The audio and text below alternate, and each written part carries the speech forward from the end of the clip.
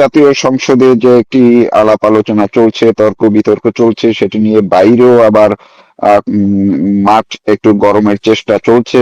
অর্থাৎ জামায়াত, এনসিপি তারাও নানান হুমকি ধমকি দিচ্ছে যে গণভোটের অধ্যাদেশ যাতে বাতিল না হয়, এগুলো নিয়ে নানান ইস্যু চলছে। কিন্তু যে ইস্যুটিতে আপনার দল বাংলাদেশ আওয়ামী লীগ কে সম্পৃক্ত করা হচ্ছে, অর্থাৎ যে একটি অধ্যাদেশ তারা পাশ করার জন্য প্রস্তাব তুলতে যাচ্ছে, যেই অধ্যাদেশের মধ্য দিয়ে বাংলাদেশ আওয়ামী লীগের কার্যক্রম যে ডক্টর ইউনূস নিষিদ্ধ করে রেখেছে সেটি বহাল থাকবে, অন্য সংগঠনগুলোর যে একেবারেই নিষিদ্ধ করেছে সেগুলো বহাল থাকবে। পাশাপাশি এমনও হতে পারে আওয়ামী লীগকে সাংগঠনিকভাবে আওয়ামী লীগকে পুরোপুরি নিষিদ্ধ করার প্রক্রিয়ায় যেতে পারে।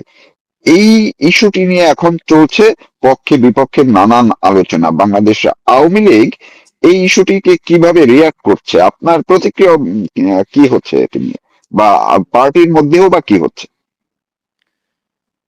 দেখুন, এটা একটা সম্পূর্ণ অসাংবিধানিক উদ্যোগ। অবৈধ ফ্যাসিস্ট সরকার এরোজ যেটা করেছিল সেটা ছিল সম্পূর্ণ সংবিধান বিরোধী। আমরা যতটুকু তারই ধারাবাহিকতায় বর্তমান সরকার এর অবৈধ সরকার যেটা করতে যেটুকু বাকি রেখেছিল, যেটা করেছিল যে তারা রাজনৈতিক কর্মকাণ্ডকে আপাতত কার্যক্রমকে বন্ধ করেছিল। তারা কিন্তু চিরস্থায়ী বন্ধ করার ঘোষণা দেয়নি। এই বর্তমান সরকার, আমরা যতটুকু জানতে পেরেছি, 15টি অধ্যাদেশ সংশোধন করে বিল হিসাবে সংসদে উত্থাপনের সুপারিশ করা হয়েছে। এর অন্যতম হলো 2025 সালের 11ই মে জারি করা সন্ত্রাস বিরোধী অধ্যাদেশ। এই অধ্যাদেশ বলে 2009 সালে সন্ত্রাস বিরোধী আইনের 18 এবং 20 ধারা সংশোধন করে গত বছর আওয়ামী লীগ এবং 2024 সালে অক্টোবরে ছাত্রলীগকে সহ সব রাজ্যের সকল সহযোগী সংগঠনকে নিষিদ্ধ করা হয়। সেই নিষিদ্ধ করার বিলটি তারা বিল আকারে সংসদে নিয়ে আসার জন্য উত্থাপন করেছে, এবং এটা যদি এই উদ্যোগ যদি তারা বাস্তবায়ন করে সেক্ষেত্রে কি হবে? সংবিধান বিরোধী এবং মৌলিক অধিকারের উপরে আঘাত করা হবে, এবং বাংলাদেশের সংবিধানে রাজনীতি করা রাজনৈতিক দলের গণতান্ত্রিক অহিংস আন্দোলন করার, সংগঠন করার অধিকার বাংলাদেশের প্রতিটি নাগরিকের আছে। সেই অধিকার থেকে বঞ্চিত করার অধিকার কোনো রাজনৈতিক দলে, কোনো রাষ্ট্রের বা কোনো সরকারের হাতে দেওয়া হয়নি। এটা সাংবিধানিকভাবে এটা এই রাইট আছে। তো একটি রাজনৈতিক সরকার সে যেভাবেই হোক সে তো দেশ পরিচালনার দায়িত্ব নিয়েছে নির্বাচনের মধ্য দিয়ে। যে নির্বাচন নিয়ে প্রশ্ন আছে, যে নির্বাচনে খণ্ডিত নির্বাচন, আওয়ামী লীগের মতো একটি বৃহত্তম জনপ্রিয় রাজনৈতিক দলকে নির্বাচনে অংশগ্রহণ করতে দেওয়া হয়নি। সেই দলকে বাদ রেখে যারা নির্বাচিত হয়েছে তারা রাষ্ট্রীয় ক্ষমতা ভোগ করার জন্য তো যদি তারা এসে থাকে, আমাদের কিছু বলার নেই। তারা যদি, যারা রাষ্ট্র ক্ষমতা পরিচালনা করছে, তারা সকল মানুষের অধিকার, গণতান্ত্রিক অধিকার, মৌলিক অধিকার, রাজনৈতিক অধিকার, সাংবিধানিক অধিকার, মানবিক মূল্যবোধ, মানবাধিকার, এগুলো, বাক স্বাধীনতা, এগুলোকে দিতে হবে। এটাই তো রাজনৈতিক রাজনৈতিক সরকারের গণতান্ত্রিক চিন্তা চেতনায় যারা সমৃদ্ধ, সাংবিধানিকভাবে তারা রাষ্ট্রের স্থিতিশীলতা, সংবিধানকে অনুসরণ করে পরিচালনা করতে চায়, তাদের এই কাজটি তাদের দায়িত্বের ভিতরে পড়ে। আর এই কাজটি যদি করতে তারা ব্যর্থ হয়, অথবা এই কাজটি না করে উদ্দেশ্য প্রণোদিত ভাবে তারা যদি এই ধারাবাহিকতা, অবৈধ দখলদার ইউনূসের যে ধারাবাহিকতা, সেই ধারাবাহিকতার সুফল ভোগ করার জন্য তারা যদি এ ধরনের বিল আকারে যদি পাশ করে, আইনে বিল আকারে তারা সংসদে যদি এই আইন পাশ করা হয়, অবশ্যই সে আইনের বেআইনি কার্যক্রমের বিপক্ষে বাংলাদেশের গণমানুষ, সচেতন নাগরিকরা এবং আওয়ামী লীগের নেতাকর্মীরা, মুক্তিযুদ্ধের পক্ষের নেতাকর্মী কেউই এটাকে মেনে নিতে পারে না। আওয়ামী লীগ বিশ্বাস করে যে বাংলাদেশের মানুষের ন্যায়সঙ্গত অধিকার প্রতিষ্ঠার জন্য বাংলাদেশ আওয়ামী লীগ বাংলাদেশের জনগণের পাশে দাঁড়িয়েই কথা বলতো। জনগণের অধিকার প্রতিষ্ঠা, দেশের অধিকার প্রতিষ্ঠা, দেশকে সমৃদ্ধির পথে এগিয়ে নিয়ে যাওয়ার জন্য বাংলাদেশ আওয়ামী লীগ এই যে গুরুত্বপূর্ণ দায়িত্বশীল ভূমিকা সবসময় পালন করে আসে। আওয়ামী লীগ বাংলাদেশের মুক্তিযুদ্ধের নেতৃত্ব দানকারী দল। সেই আওয়ামী লীগকে রাজনীতি থেকে করার অধিকার থেকে বঞ্চিত করবে এবং সেটা আইনে পাশ করবে এবং যেটা করার মধ্য দিয়ে যুদ্ধ অপরাধীদের, মুক্তিযুদ্ধের বিরোধী শক্তিকে রাষ্ট্রীয় ক্ষমতায় পৃষ্ঠপোষকতা করে বসাবার যে উদ্যোগ, এটা তারই পরিকল্পনা এবং চক্রান্ত হিসাবে বাংলাদেশের মানুষ দেখবে এবং আমি মনে করি বাংলাদেশের মানুষ ইতিমধ্যে এটা বুঝতে পেরেছে। কারণটা হলো কি, একদিকে রাষ্ট্রীয় ক্ষমতার প্রধানমন্ত্রী, জাতীয়তাবাদী দলের চেয়ারম্যান তারেক রহমান, আর একদিকে বাংলাদেশের বিরোধী শক্তি জামাতি ইসলামী, মুক্তিযুদ্ধ বিরোধী শক্তি, তারা বিরোধী দলের আসন অলঙ্কৃত করেছে। এনসিপি, ইউনূসের দোসর, তারা তো আছেই।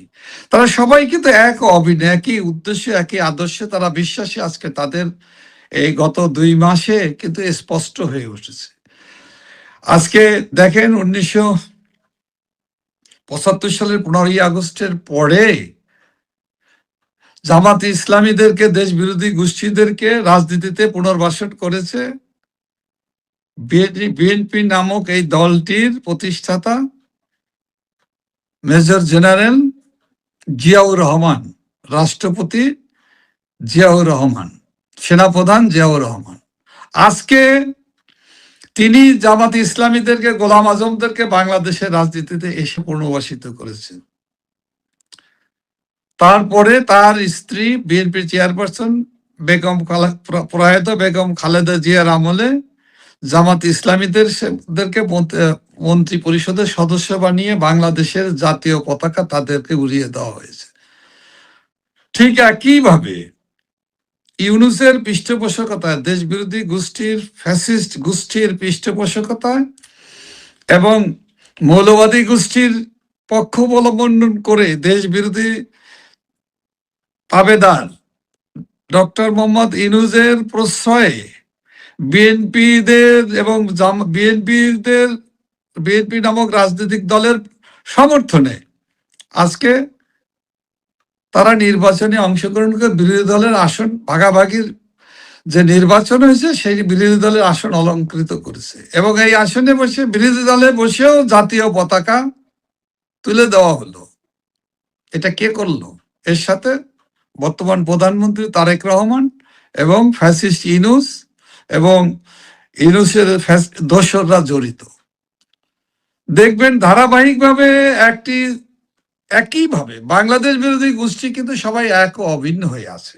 এই অবস্থায় তারা সবাই এক হয়ে আওয়ামী লীগকে, গণতান্ত্রিক শক্তিকে, মুক্তিযুদ্ধের চেতনার পক্ষের শক্তিকে, তারা বাংলাদেশের উন্নতি, অগ্রগতি, সমৃদ্ধিতে বিশ্বাস করে, যারা সকল ধর্ম বর্ণ নির্বিশেষে একটি অসাম্প্রদায়িক বাংলাদেশ বিনির্মাণ করে জাতির পিতার স্বপ্নের সোনার বাংলাদেশ বিনির্মাণ করতে চায়, তাদের বিপক্ষে সব এক হয়েছে। উদ্দেশ্য কি? উদ্দেশ্যই হলো বাংলাদেশের নামক রাষ্ট্রটি টিকে থাকুক, এটা ভঙ্গুর রাষ্ট্রে এটা তারা চায় না। সমৃদ্ধ হোক, আত্মমর্যাদাশীল হোক, নিজের পায়ে দাঁড়াক, এটা এরা চায় না। এরা ভঙ্গুর রাষ্ট্রে পরিণত করতে চায়, বাংলাদেশকে শোষণ করতে চায়, বাংলাদেশের মানুষের অধিকারকে খর্ব করে বিদেশিদের কাছে দালালি করে, তাবেদারি করে বাংলাদেশের মানুষের স্বার্থ, বাংলাদেশের মানুষের সমস্ত সম্ভাবনার পথকে ধ্বংস করে দিয়ে তারা তাদের নিজের স্বার্থ, ব্যক্তি স্বার্থ, গোষ্ঠী স্বার্থ কায়েম করতে চায়।